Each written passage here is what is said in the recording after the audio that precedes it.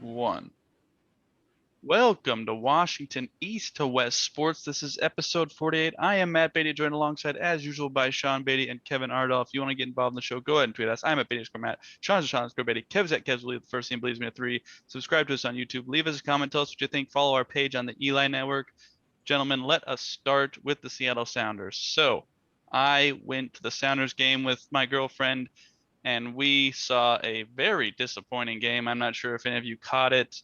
The Sounders did play pretty well for the most part. They had way more chances than San Jose. They had way more corners, and they just dominated possession.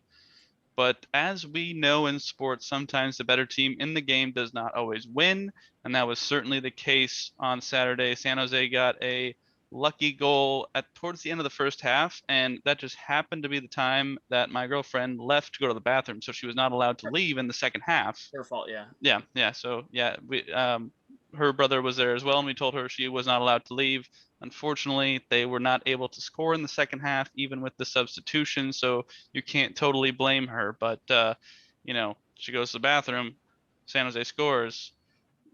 Where's Well, I see a correlation there. no, So I well, mean, the correlation is the further she got away from the field, the worse they did. So you need to get her on the field. okay, yeah, that's true. Yeah, So yeah. next game, if she's on the field, then they're going to score like So 3 goals. yeah. They will then win 3-1. So my Um, correlation also is since Kevin said that the Sounders better be undefeated, they haven't actually won a game.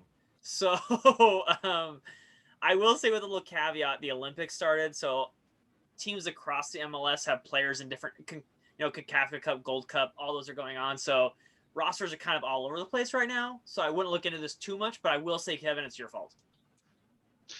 I'll take the blame. Let me also say to Lauren, love you. It's not really your fault. We're just joking here, but Yeah, because it's Kevin's fault. We've already yeah, it is established. Kevin's fault. We Yeah. just established that. So, Ladero is injured. Stefan Free is injured. I mean, Christian Roldan was at the U.S. men's national team winning a Gold Cup. So, I mean, you can't, you don't have all your players there.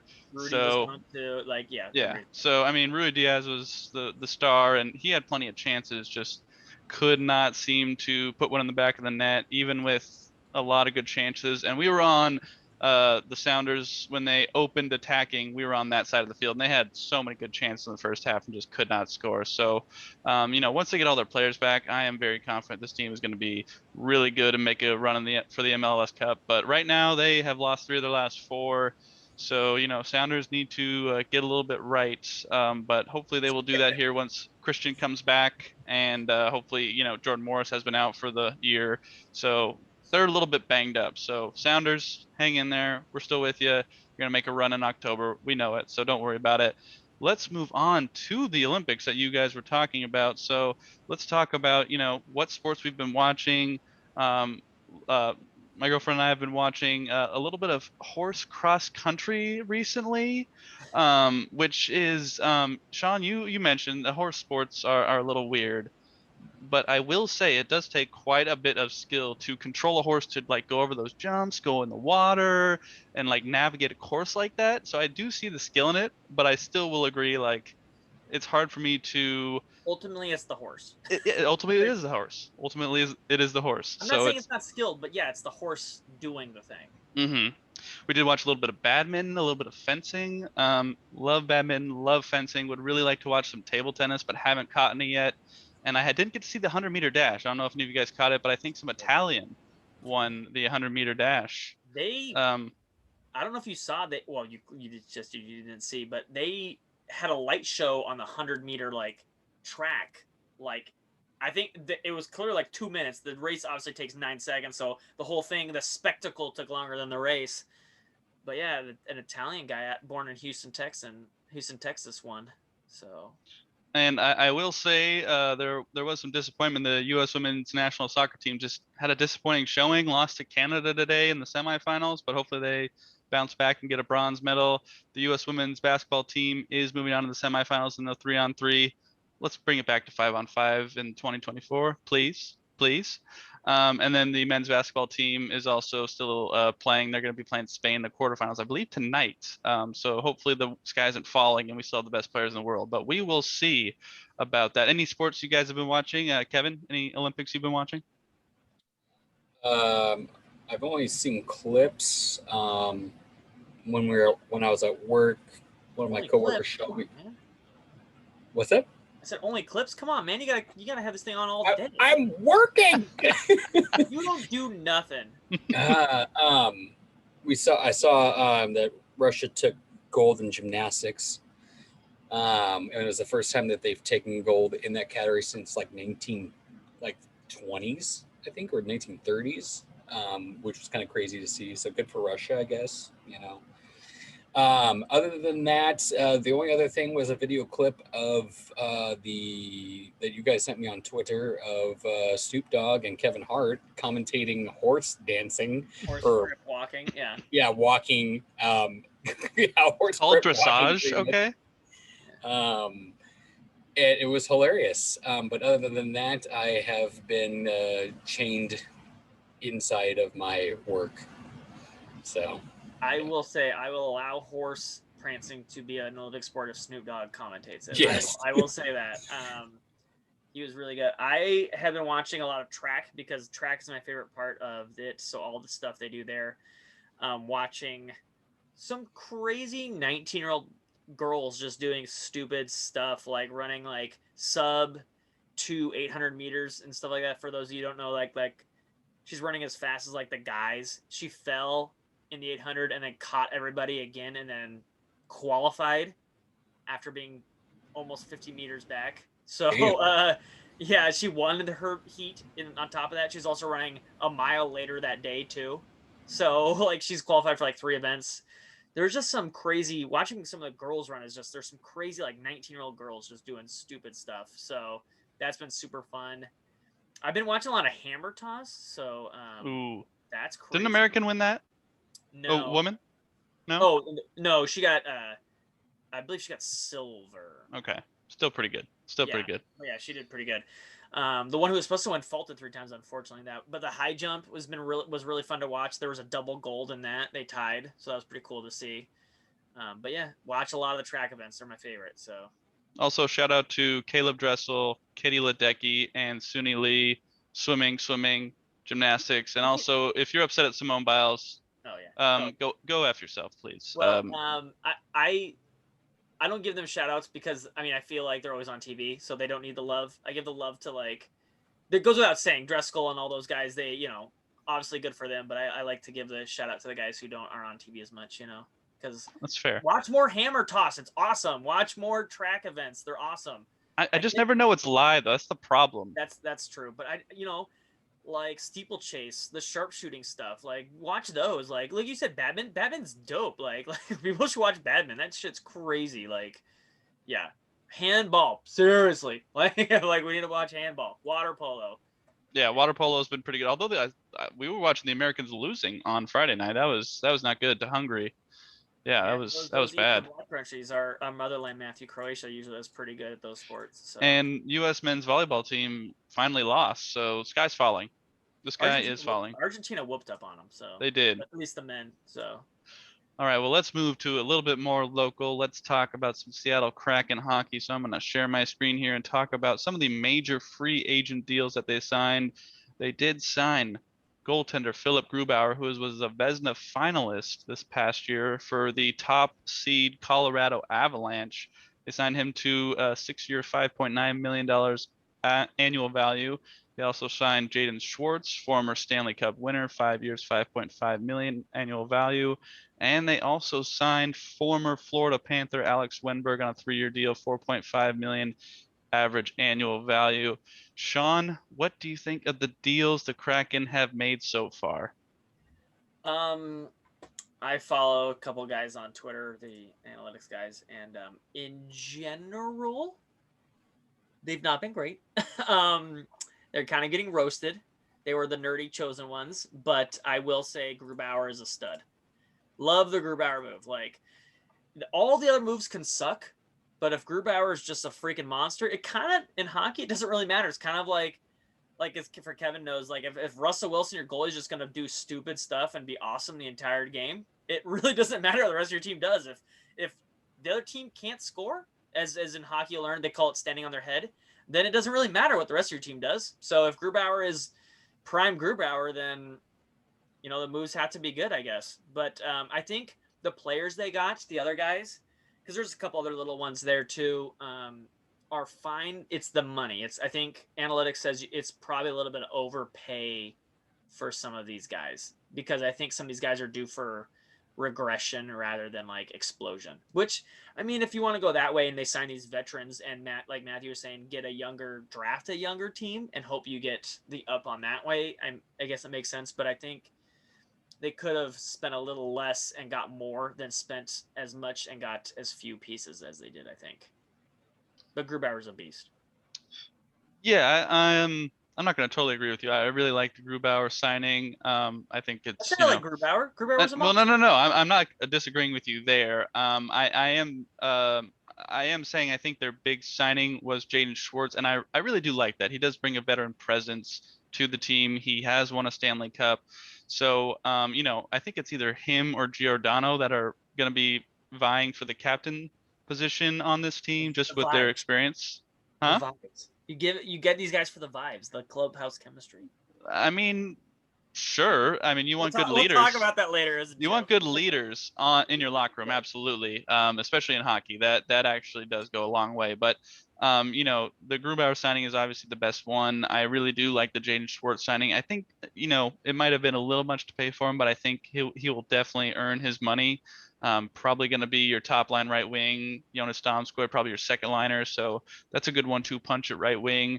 Alex Wenberg, I think that's kind of a cheap deal that's going unlooked. I think he'll have a lot more value than people think. He plays in for the Florida Panthers, the team that's overshadowed by the Tampa Bay Lightning in Florida. So I don't think he gets as much look as people should be. And Florida's not the most talented team, so generally they're going to overlook those teams that aren't playing as well anyway. So I think that it's a very good signing, and I think he's going to exceed his value through his contract. So I think overall these three signings are good. I would have liked to see more, and I think Sean would agree that they had money to spend. I think they could have spent more money, but I think they're probably waiting on maybe the trade market once the season gets going, and then just kind of seeing how this team plays out, because they really don't know what they have at this point with no training camp or anything like that. So you didn't want to spend the entire house and then have nothing left to work with down the road, just in case people go down, you need to sign players here, players become available, stuff like that. So I like how they kind of manage their cap, but I also would have liked to see a big name player come to the team. There were some big name players out there, and they just didn't quite get like the big name. Jaden Schwartz, Kevin's not a hockey guy. He probably doesn't know who that is. So I wanted someone. Do you know who that is, Kevin? Oh, yes, I do. He's my Okay. third cousin, man.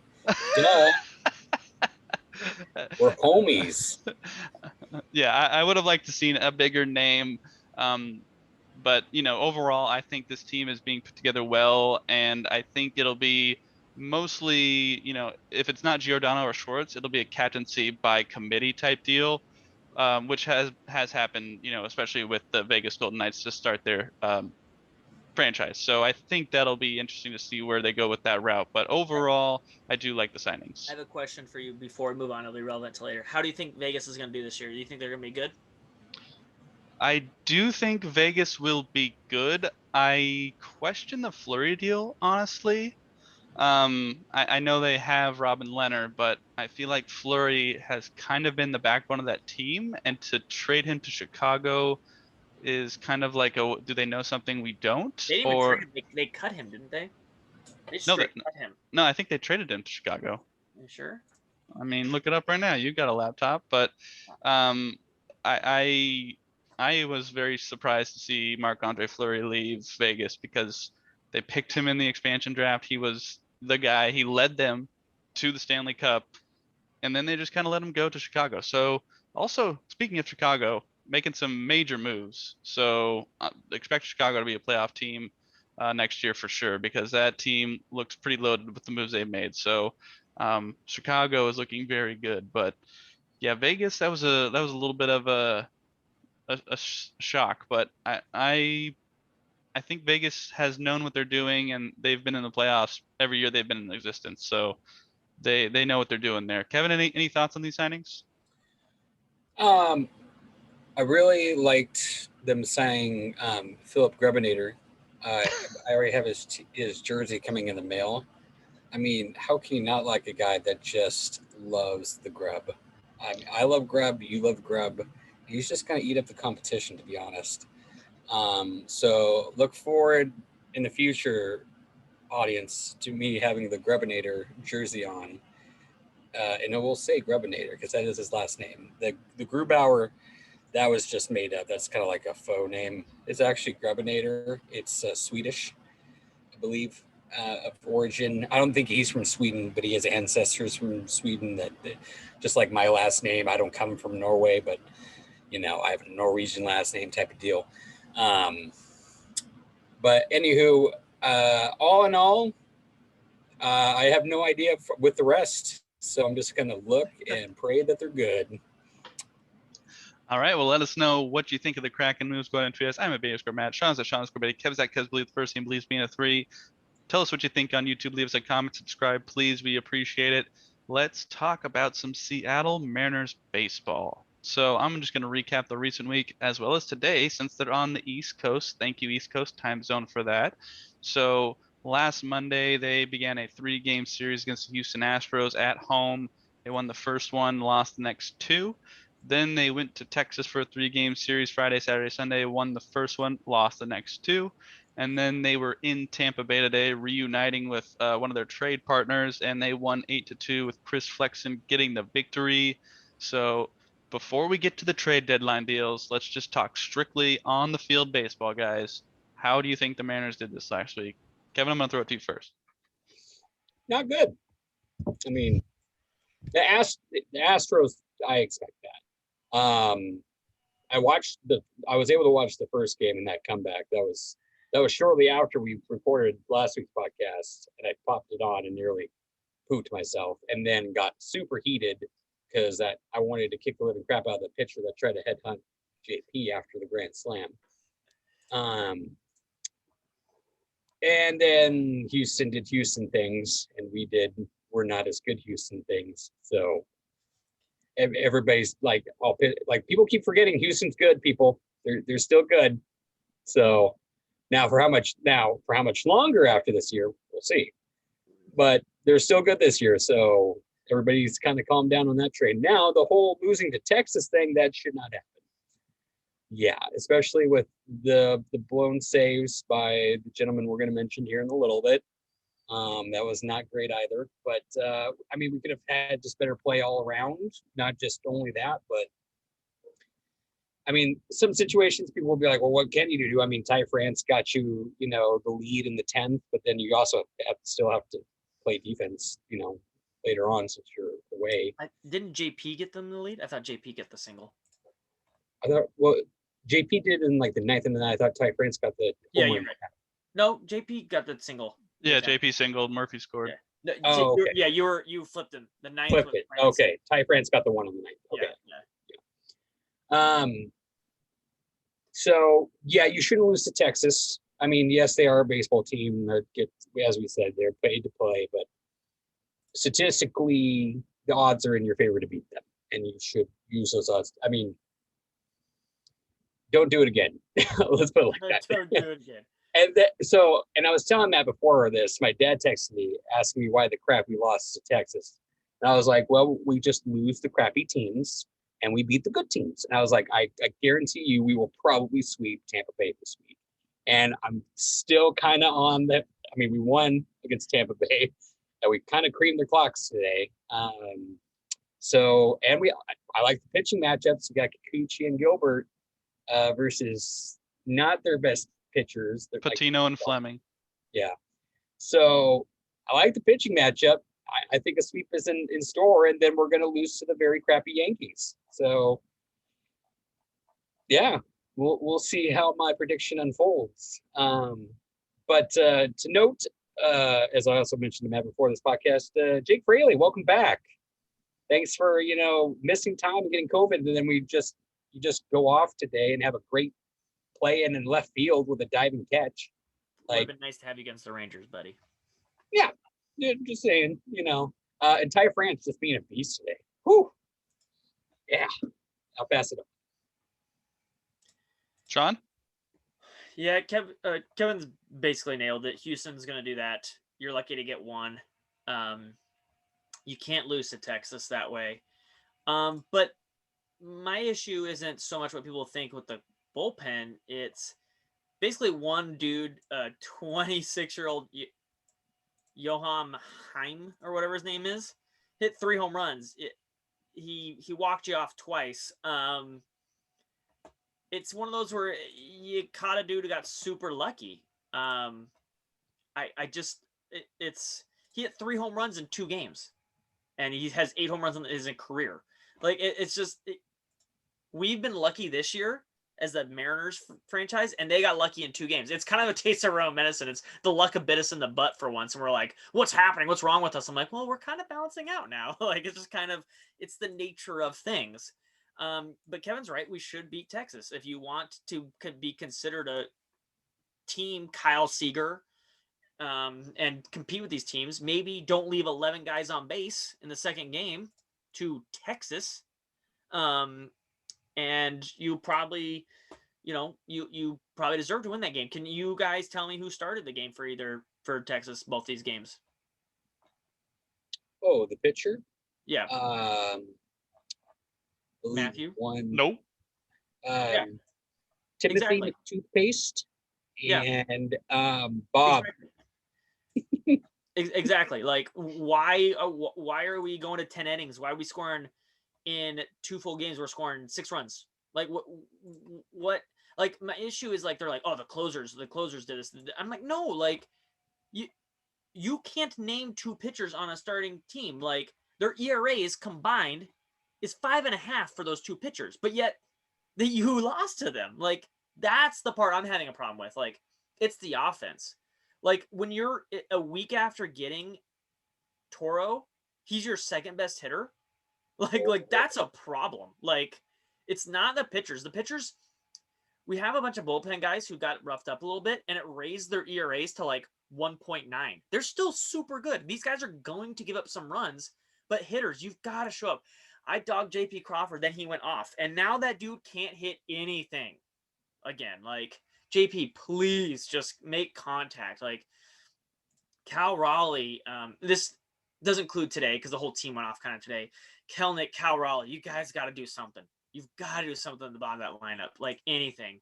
Stop flailing around down there. But yeah, losing the games to the Rangers sucked. But all in all, as bad of a week as it is, I will say this as before we talk about other stuff. The sky's not falling, Mariners fans. You'll be okay. Yeah, I think that the Astros are good, so not too surprising there. Texas, they're bad, but back-to-back hot streaks. We've lost a series to Texas before this year. It's whatevs. This team was going to regress back to the mean, so I'm not really too surprised about it. The win against Tampa is great because they are very much in competition for the AL East title, so love to see that. And if Boston passes them, then they'll be competing with us for a wild card spot at the moment. So that's great to see. And Ryan Divish here, Seattle's now 15-6 versus the Rays at Tropicana Field and Pavilion since 2014. So apparently the Mariners play very well on the exact opposite corner of where they play their home games. So they're like that's 5-0 this year. Huh? They're 5-0 against the Rays this year. Yeah. The Rays have not beat them. Yeah, so that is good news there. And you like to see the Mariners play good against the good teams. It's unfortunate that they kind of played down to the bad teams, but that happens throughout a season. There's 162 games. You can't expect them to win all the games they should because this sort of things happen. In terms of Cal Raleigh and Jared Kelnick, Sean, I understand what you're saying. The rookies, like I know, but I don't want them to necessarily play better. Just show a little life, like better at bats, like better process at the plate. I get it that it's going to happen, but and I mean, I'm not saying don't play them, keep playing them, but like I just want to see them kind of take that turn because that will help this team. And what I've been seeing, I hear that Kelnick's getting a good amount of walks recently, so I think he is playing a little bit better at the plate. And also, it's good to see Chris Flexen continue to play well today. Only allowing 2 runs against a Rays lineup that has been, playing very Got well with the destroyed earlier. yeah. So I mean, to see him do that well against, newly acquired Nelson Cruz, although Nelson had 2 hits today, I believe. But other than that, he pretty much shut down that lineup, which is great to see. So, Chris Flexen is really appearing to be like a very solid signing that, most people might not have expected, which is great. So Can I say ESPN is pretty ballsy saying that the Mariners only have a 99.8% chance to win the game they won 3 hours ago? I mean, you never know what can happen. That's pretty ballsy there. Yeah. Stat ESPN. correction. Like, there's still a 0.2% chance they lose this game.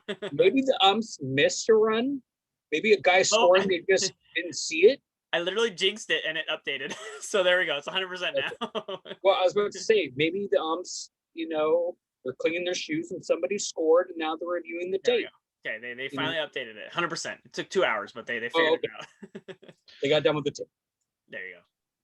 All right, so let's talk about the trade deadline. So the Mariners did make a few moves. You gotta break them down one at a time. I know. Okay, so I'm going to talk about the 2 major ones, and then I know they acquired a few other pitchers, so I'll let you guys kind of fill in the blanks. But the 2 ones that obviously jump out are the trade with the Houston Astros. Literally, as you're playing the Houston Astros, they send Kendall Graveman to the Astros, and in return, they get Abraham Toro and Joe Smith. Now, we also sent Rafael Montero over there too. Oh yeah, we sent Rafael Montero. You guys don't really like Montero, and I think everybody is kind of happy to see Montero go. So, he'll probably find himself with Houston, because anytime the Mariners trade somebody, they always play really well with the team they go to. So I fully expect that. And then the other trade was Diego Castillo for the Rays. Was traded to Seattle for JT Chargoy. I hope you Carwa. Okay, and then prospect Austin again, but that's fine. Okay, yeah, I JT. I'm just gonna say JT. And then prospect Austin Shenton.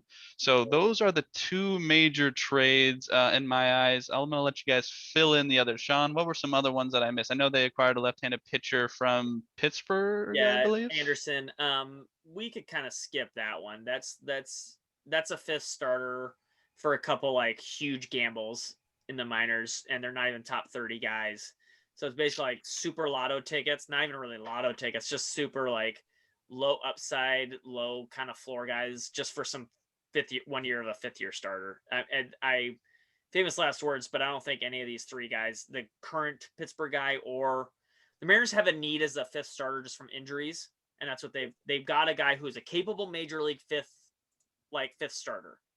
And they didn't give up a lot for him. So I don't think that one's that big of an issue. Did you want me to go on the other one, or let's have Kevin? I mean, yeah, Kevin, go ahead and mention the other one. I think there's one more. Let's talk about the Graveman one first. Okay. Yeah, the Graveman one at first I was kind of like, okay. We especially after, so that was after the Monday night game, after he kind of had a little bit of struggles, and then Seawald came in and closed it down. But at first I was kind of like, okay, and then I kind of, you were posting some stats, and I was looking at some stats to where it showed that he kind of went off in AAA for him. And as you mentioned on the pod or in our group chat, that Houston doesn't really have the room to have him, so to speak. They're just kind of stacked at the moment. You're talking about Toro. You forgot to mention his name. Toro. You're talking about Toro, yes. Yeah. The other pitcher guy, they were just, I think they were super impressed that, Scott Service got a chubby when he saw him throw out JP Crawford at first and didn't even throw a pitch. He was just like, I want that guy. He's like, I want a bullpen guy who can end an inning without even throwing a pitch. Like, yeah, it's another bullpen piece, I guess. It wasn't really, Toro was the main piece in that, I think. And it kind of, like, looking back and seeing everything unfold with the whole, now, as Sean will mention, I was super upset with the Shenton trade, because everybody in our group that we chat with has been on this boy and we got to see him live too, and he was just a sexy beast. And he was kind of like the only thing we had at third base once Kyle Seager leaves, if he leaves, type of deal. So it's kind of like, well, why? But I guess Toro can play third, and they can teach him third. So I guess. But the Diego Castillo, you pretty much traded a Graveman who's pitching really well, but he's a starter and he's still hasn't shown consistency at the relieving spot the way that Diego Castillo has.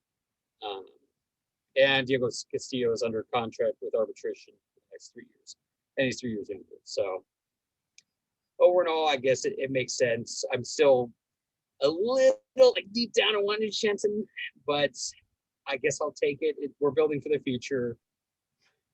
And yeah, I'll just pass it. You seem so sad. Yeah. I was only going to talk about the Graveman one first, but you combined them both, so that's fine. It's hard not to combine both. Though. Yeah. Okay. So I got a lot to say here about the Graveman one. Do you want me to go first then? Yeah, please. Okay. So last week we talked about whether there'd be buyers, sellers, or just kind of stay stagnant. And overall, I think it's just about a push. Like I said, I don't really see much of an upgrade. I mean, Castillo essentially for Graveman and Montero. I would call that a push. Toro for Shenton, call that a push for now. Like it wasn't really like I was impressed. I wasn't disappointed. I was just kind of I was lukewarm on it. I would give it a C.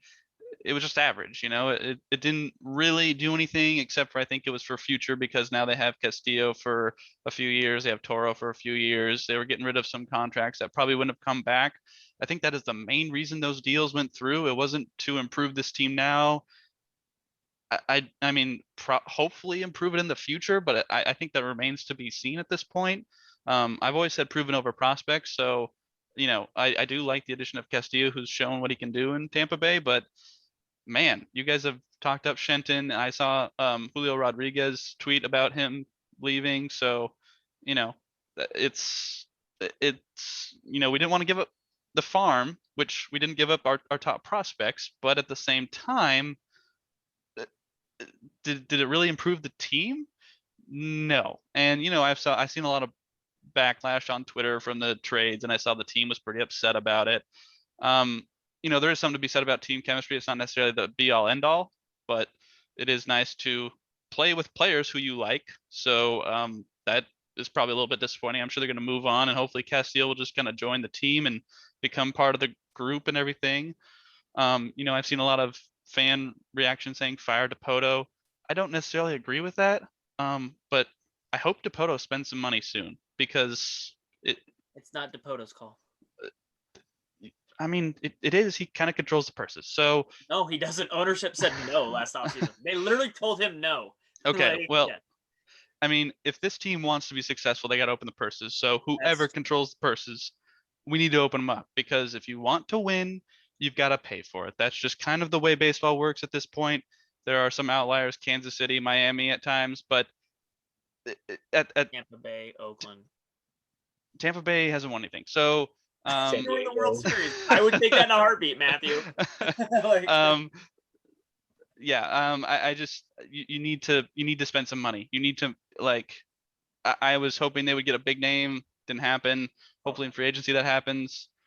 But at this point, it was meh. It was not impressive. It was not disappointing. Don't fire Dipoto, but you better hope these prospects work out or Dipoto is gone. So that's just what he's banking on, it sounds like, and hopefully it works. That's about it.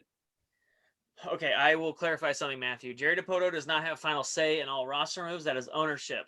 So when Jerry Dipoto said, let's sign Tom Walker, and ownership this season said no, that was not Jerry Dipoto's call. That was ownership's. So everyone criticized, you should have signed Tom Walker. Well, Jerry Dipoto's I would have loved to sign Tom Walker, Ownership told me no. Kevin Matters, that was the whole point of his roto thing. Whoa, Travon Walker's only going to get 1 year, but he got 2, so they signed him. And Jerry's like, yeah, we should have signed him. That's that he doesn't control the purses. It's been widely reported that Mathers was the guy hamstringing Dipoto. Now, he might not be hamstrung this year, but we don't know because I don't know who's pulling the strings now. I think we both agree he has to spend money. That's the thing. But I will disagree based on everything else you said. The Mariners team and the analytics community and everybody, the Mariners are a better team now than they were, and it's undeniable. They got better. So let's just break it down here. The Kendall Graveman move. Everyone freaked out about team chemistry and all this other stuff. I asked you a Marc-Andre Fleury question, Matthew, for a reason. Mm-hmm. That he found out that he was moving on through Twitter. He had no idea. No one called him. No nothing. That's what everyone's saying. Like, oh my God, he could have handled it better, Jerry. The Vegas Golden Knights will win their division. They'll probably make a deep run. It won't matter because that's how it works. As someone with a degree in psychology, has played sports all my life, been in a locker room, I can tell you the perception of like team chemistry matters. It does matter a little bit, but people overvalue how much it matters. It matters, but good players are still good. Good players will still play good. Yes, it helps a little bit, but good players don't play shittier because you got rid of one guy. It's not like you got rid of Russell Wilson. You got rid of like your third string tight end. And that's not you're still going to play good because you still are that guy and still want to make money. No analytics, nothing supports this team chemistry. Like, is this huge, overwhelming thing? Like, that is not a thing. Yes, it sucked. The issue was how and when the move was done. Yes, Jerry could have handled it better, could have gone down and talked to the guys, but that's never how moves are done. Moves aren't done that way. So he would have to break the mold to talk about this. Yes. Can I just respond real quick? I mean, with the whole Kevin Mather thing in the offseason, you got to have some team trust at the very least. I get that. And I told a buddy that. I said, honestly, the bigger issue with this is the Mather thing, not this move. It's Mather just doing a bunch of stupid shit in the offseason. That's what this team has to overcome, is more the Mather situation rather than like trading Graveman. Now, I'll get to Graveman. Everyone's like, we traded our best relief pitcher for a guy at the deadline to the Astros. I will say the Astros part. The Astros doesn't matter to me. I do not care about the Houston Astros because the Mariners are not on the Houston Astros level. We are not beating them for the division. That was never going to happen. Okay? We have 2 hitters who are over 750 OPS. The Houston Astros have 8. And that's only because Bregman's on the IL, or they'd have 9. Like, they're so much better at hitting and pitching than we are. It's not even funny. So, like, over the course of these next 60 games, they're going to continue to separate. They were going to. That's not the issue. Like, we were not competing against the Astros. We're competing against the other wildcard teams. So giving it to a team in a different tier than you is fine. You need to beat the teams in the tier with you. So, and besides, we're already playing above our head. We're not winning going to playoffs anyways. But my issue is they're saying Kendall Graveman is our best relief pitcher. That is also factually inaccurate. He was actually probably our 4th best relief pitcher. By WAR, he's our 3rd. Since he came back from COVID, he's our 4th. So, like, he's been very good. But let's be very clear who Kendall Graveman is. Kendall Graveman is a .79 ERA. His expected ERA is 3.5. He's been extremely lucky. He's basically the Mariners. So his ERA, he will not finish the season with a sub-1 ERA. Can we all agree on that? Like, he's not going to be the best ERA in baseball. So he's due for some regression. So he will get worse as the season goes on. I will tell you this. In the trade, Kendall Graveman's last 3 seasons ERA is 5.1. He's been bad. He's a bad pitcher. He's been good this year at 30, but do you expect, what's more likely, his last 3 seasons ERA or the 0.7? I would assume it's going to be closer to the 5 because that's who he is.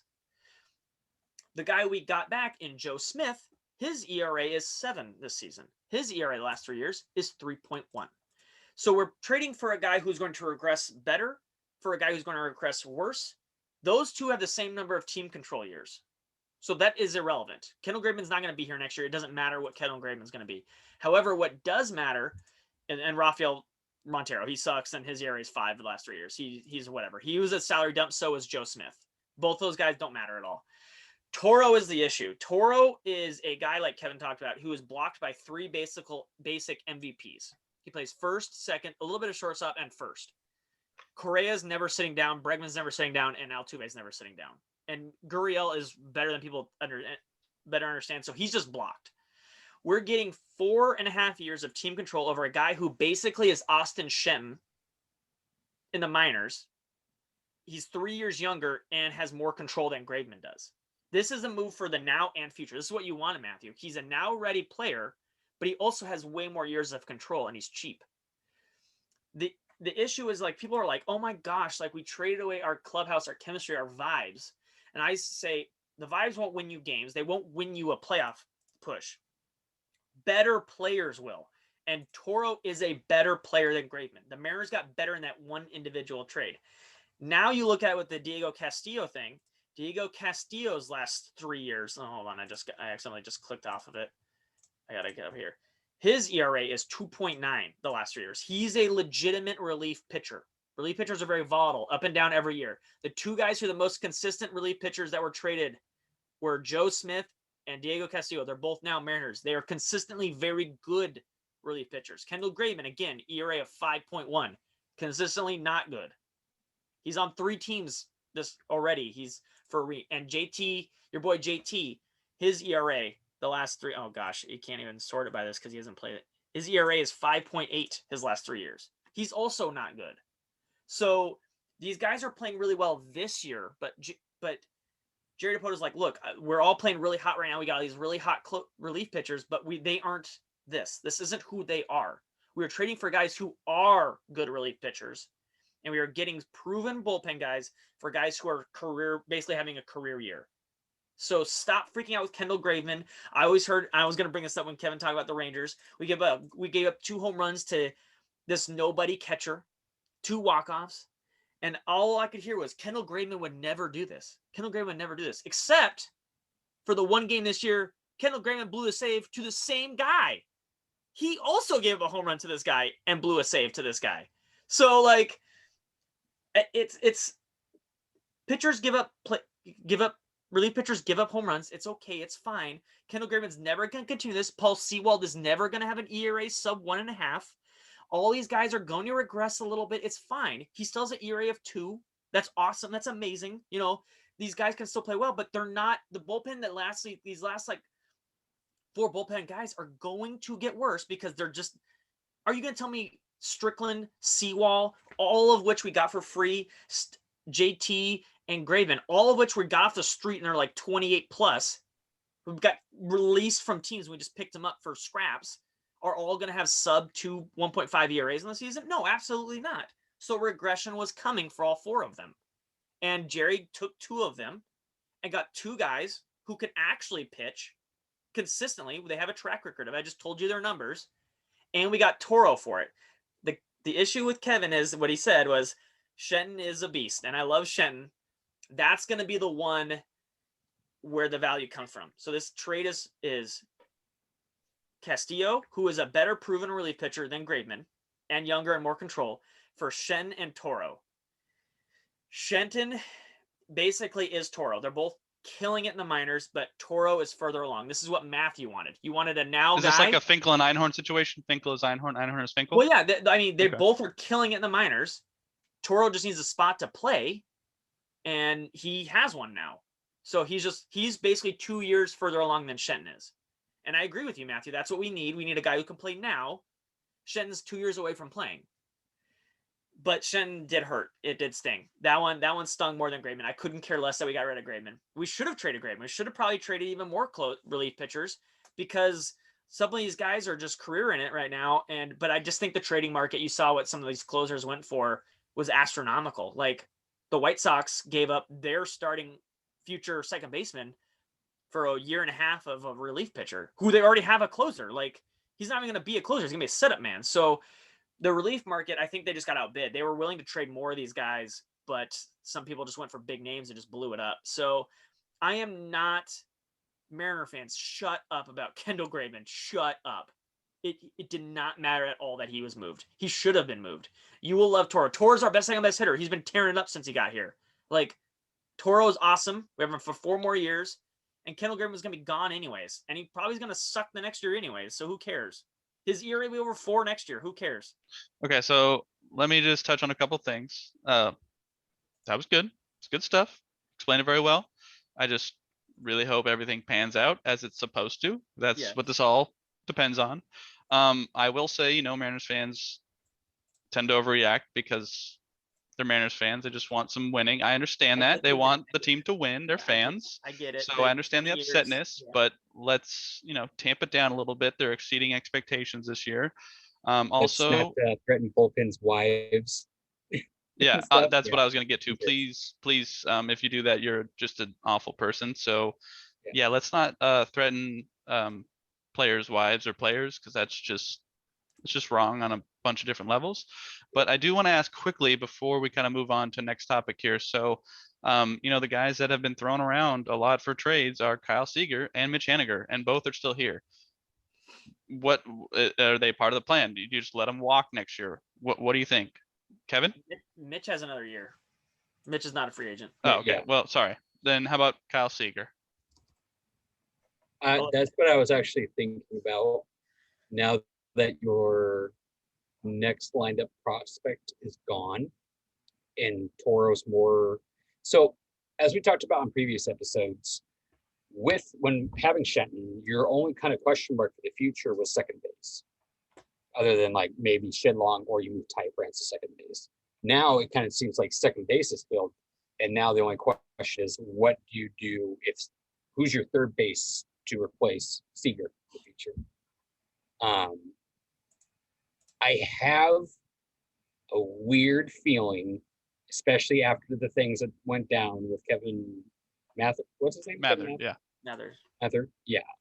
That we actually might sign Kyle Seager after this year. Just because the next closest thing that could take his spot would be Marte.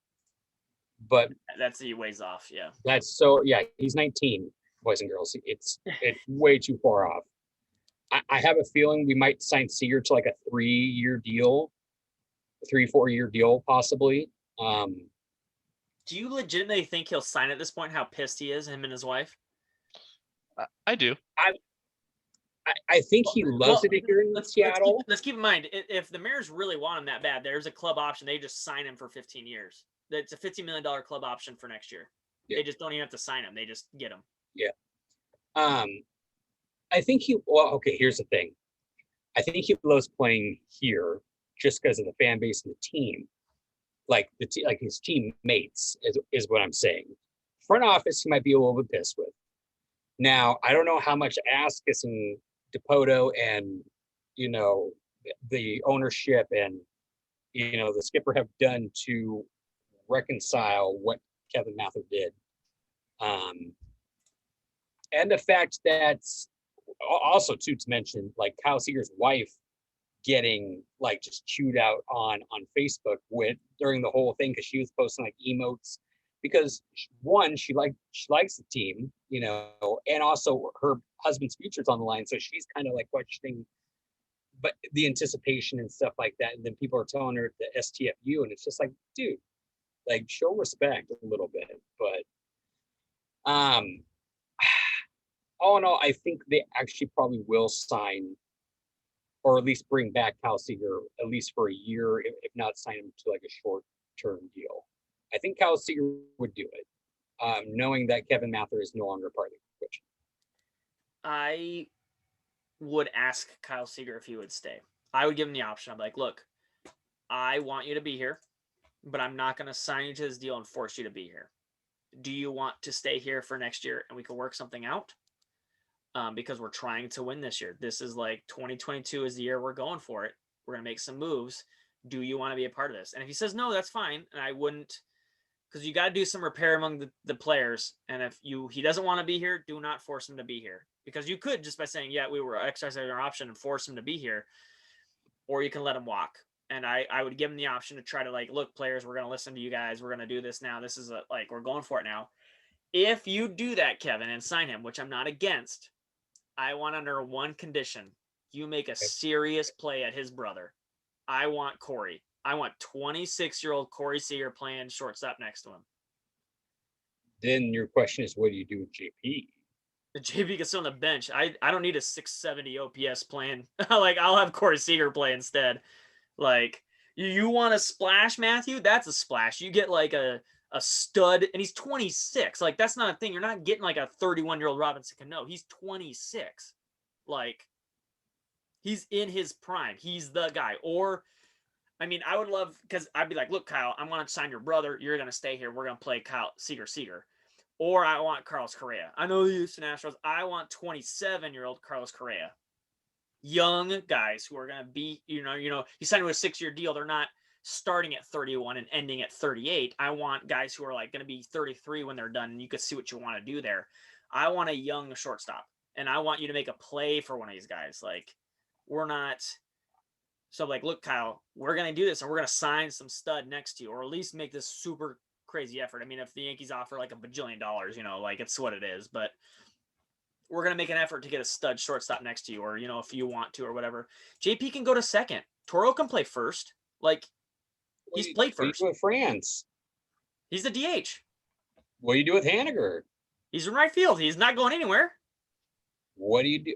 Okay, then so Kyle Lewis dies in a fire? Kyle Lewis is dead in a fire. What is he doing? Like, He's hurt, but like, All right. yeah, but he's been hurt for 3 years. you go- Like, yeah. Let me just. Okay. We're getting low on time here, so let me just shorten this conversation here. and I Mitch would love to have Haniger's got 1 Kyle. year left anyways. I would love to see Kyle Seager come back. I think he has earned it with how much he's played for this team. I think him and his wife are very established in Seattle. I think they would be very much open to it, and I think they would probably do it. Sean, love it. Let's get Corey Seager. Let's get Carlos Correa. Let's get a big name, please, We for don't the need love of both. God. We I don't know. need both. I know. I don't. We don't Yeah. need both. But I'm saying one or the other, or a big Screw name. it. Sign them love both. it. Sign them both. We're playing all shortstops in the middle. Yeah, of the that's field. fine. That's fine. Oh, Shortstop, second base, same thing. So yeah, love both those ideas, and I think Kyle will ultimately stay if given the option. If he doesn't, Kyle, you've done well, and we we wasted your career a little bit. I'm sorry about that, but it happens in Seattle quite a bit. So let's move on. I'm going to move on to a different topic. We'll come back to some other topics. Hector Santiago getting suspended 80 games. We'll talk about that next time. We'll do a little prospect update next time. But I do want to talk about some Seattle Seahawks football. So they just have been going through training camp. This was the last day of no pads. So they will be in pads tomorrow. And their first preseason game, they only have 3 this year, is going to be next Saturday at Las Vegas. So I just want to ask you guys just a simple question. What are you going to be watching for most while the starters are playing in this first preseason game? I think everybody knows what we're hoping to see from the offense, but I really want to see what this defense looks like. There's just a lot of questions. Cornerback, Jamal is still not practicing. When is that going to get resolved? Is that going to get resolved? Will he be on the field? Remains to be seen. Great trade. Bobby Wagner, he's a stud. We don't have to worry about him, but what about the linebackers around him? I mean, KJ's not there anymore. His partner for 10 years is not there anymore. So I wonder how the linebackers are going to come together. And I want to see how this defensive line comes together, because they did put a lot of money into it. There's going to be a lot of expectations for this defense to really just hold the line for hopefully Russell and that offense to just cook and score a lot of points, hopefully like they did at the beginning of the season. So I really want to see how that defense comes together. I hope that defensive line is as stout as we have kind of built it up to be. Despite the legal issues with Aldon Smith, I heard he has been looking very good in practice. So hopefully he can stay out of trouble and play the season. And I just want to see this defense, because the offense, we know what weapons we have. It's just a matter of executing the game plan that we need to execute. So the defense, I feel like, is going to be the real key to see what we have there. Kevin, what do you think? I'm gonna break some hearts for some Seahawks fans.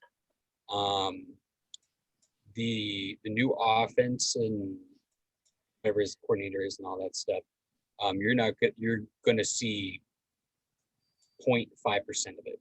You're going to see old Seahawks play this all off season, just like all last off season. You saw running the ball. I mean, during preseason games is what I meant to say. And then everybody was shocked that Russell. They're going to do the same thing. Like they're not going to tip their hand of what this new offense is going to look like in the preseason. They're just going to do random dumb shit, and do old school plays, and then the new offensive stuff we'll see game 1 in Indianapolis. So for people wondering what this new offensive scheme is looking like, you're not going to see it until September. The offensive line out, yeah, I kind of want to see the switch at guards, see how that holds up, and then on defense, the one name that I'm going to be looking for to see how he's doing, his name is Robert Kindiche. I want to see if Pete can fix that man, because like that dude was a stud going into the draft, and then he just pooped for Arizona. So we'll see if we can turn that around and have him be what he was supposed to be, which is just a freak athlete off the edge, like, and up the middle too. The dude can technically play both, even though I think he's more of a middle guy actually. But I'm not too concerned with linebacker play. I think they'll be fine without KJ. I mean, yeah, some stuff will be a little bit more sloppy just because KJ's a beast, but I'm not that worried about linebacker. And then secondary will be interesting to see what they do at safety positions with Blair coming back. Like, how much is Blair in there versus oh shoot, who's the guy that I said we should have traded up? Diggs. Diggs, yeah. And all that. So we'll kind of see how that goes. But my prediction is you won't see any of the new Walton offense or whatever his name is until Indianapolis. Kevin, you forgot about the newest signing, Sean Mannion, as the third string quarterback. So we really need to see how he does in the opener. Yeah, Sean, what do you think? Starters wise, I don't really need to see anything because you're not going to see much. All I need from starters on both offense and defense is I want to see offensive line chemistry. We got a couple new pieces there. I just want reps against a real team and get some like call outs there. I don't really care how they do as an offense because that will come with time. I just need to see like get reps and stay healthy on the offensive lines because you got to get those 5 guys kind of working together. So you don't have to like communicate, or you can kind of get one tap like this guy's coming, or just some subtle communication with those guys. And then after that, I want to see depth because we kind of know who the starters are. There's not really, I wouldn't say, other than the defensive line, many battles. I just want to see, because we won't, again, we're like the other teams, like Kevin said, we're not going to see the real offense that some of these teams are using. So when the starters are playing, you're not getting their team's A game either. There might be the best players occasionally, but like half the players aren't even going to be playing. But you're not going to get the real offense either. Just getting the reps and the flow with the other linebackers with linebackers, defensive line with defensive line, just reps together. I want to see who is starting and what the reps are. But after that, I want to see who are the second string and third string guys that separate themselves. Like this is where you find your Desirs. This is where you find your guys who, if a Witherspoon gets hurt, you're like, oh, this guy can actually play. And I'm not worried if like a starting corner goes down, like, because this guy's actually shown some things. Like that's what I'm looking for, is like the depth guys. I want to see some depth pieces pop off because we always do. Will the team recognize it and use those guys correctly? All right, let me get you out on one last question here. Normally there are 4 preseason games. Normally it's kind of starters are worked up. Third preseason game, they usually play about a half, and then the fourth game, you don't see them at all. Does that change with just 3 preseason games? Do you play your starters all 3 preseason games? Is it no more than a half each game? Do you just do a quarter, and then a half in that third game? What would be your strategy? I think I would go quarter, half, just to, like you guys have said, they need the reps, they need to get some time together, get that timing down, all that sort of stuff, see what they have on the lines, see what the depth is. So I think you'll play the starters at least one quarter in each of the first 2 games and then a full half in that third game. Sean, what do you think? I think it depends on the position. I don't need to see DK, Tyler, and Russell in the third game. They have the chemistry. Like, their routes are fine. The O-line I could see playing a half because they're learning together. It doesn't matter who the quarterback is. It just matters what the call is. You know what I mean? Like, okay, the other team is blitzing. Like, another team that's actually trying. I need to see the blitzes here. So we can work a half together. But Russell throwing to Tyler, they have the chemistry. They've been doing that for years now. DK, Russell, they have the chemistry. They're working on in the offseason. The defense on the other side, though, I could see, like, because Bobby's got new guys. The corners are new. The safeties are new. You can run them out there for a half. I think it's more, Matthew, how the first 2 games go. If they went really well and they're like, again, score does not matter. I do not care. It's the stuff that you can see but not count. It's, did Jamal Adams like call something out and then Diggs rotated right? I mean, they might have even completed the ball, but you know what I mean? They're on the same page. And if the first 2 games go that way, then I don't really need to see them out there. I just want to know that they're all on the same page, that the chemistry, the communication's good and the miscommunication's not there. I don't really care about that. But if it's not there, like I anticipate on the defense it not being there, they need to play more than the offense. But I do not need to see Russell in the third game. Do not hurt Russell Wilson, please. Kevin, what do you think? Yeah, I think Sean kind of hit the nail on the head with positions and stuff like that. For the guys, I think as far as, let's start with Russell here. Russell in the main core, like DK and that, I think you're going to see, no, the O-line is different. I think for the first game, you're going to see him for almost a quarter. Second game, I would say a half. Russell will probably play up until 10 minutes left in the third, just because they always have trouble pulling. Like, Russell loves to play in preseason. I don't fucking get it. It's like, it doesn't matter. He just loves to do it. I don't know why. It's not against your own team. I feel like that would probably be it. It's like not against your own teammates. Yeah. And honestly, they're kind of gonna let Russell do it, but then eventually, like around 10 minutes in the third, they'll probably be like, all right, put a helmet on or put a hat on with it. They'll entice him by, we'll let you call plays like what they did last season. Be like, we'll let you call the plays, like type of deal. Get off the field so you don't get hurt. To where he has the headset on saying to Geno Smith or whoever, what the plays are. Third game, I would say he plays a series, and that's it. I think he starts off the game, plays a series, and then if they get a touchdown or if it's a 3-and-out, then he's done. Then it goes to Geno or whoever they want to throw. I think they'll just give him one series. Defense, D-line starter potentials. I think you're probably game 1, you're going to see for probably at least a half. And then game 2, probably maybe 2/3, I would say. And then game 3, it's just kind of like depending on who needs. If they need to see more people, they'll put, if they want to see more of Alton Robinson, they'll be like, all right, you're going to go over for snaps, like that deal. The only thing about defense, like behind the D-line, because I honestly think it's going to be Brooks and Barton, but my curious is just, where's Blair? Like, are you doing the whole weird nickel thing again? Because Ugo kind of earned that too, because Ugo played really well. Or like, is he back at free safety? Is he competing with Diggs? Or technically, whatever safety position I'd be. I think he's free safety. Or is he strong safety?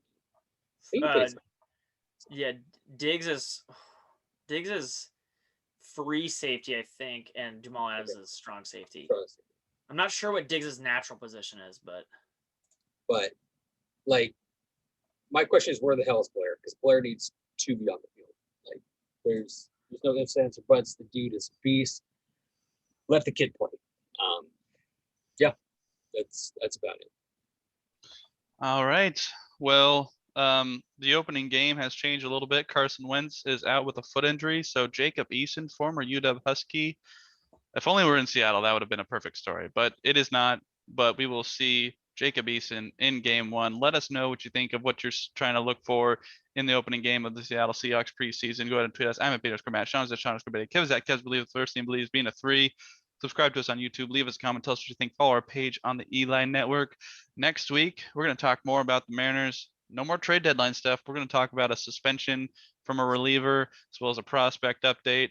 There might be a little more news for the Kraken. Hopefully the Sounders get back to their winning ways, and we'll probably talk a little Seahawks preview since they will be playing next Saturday. So with that, we will see you next time on Washington East to West Sports.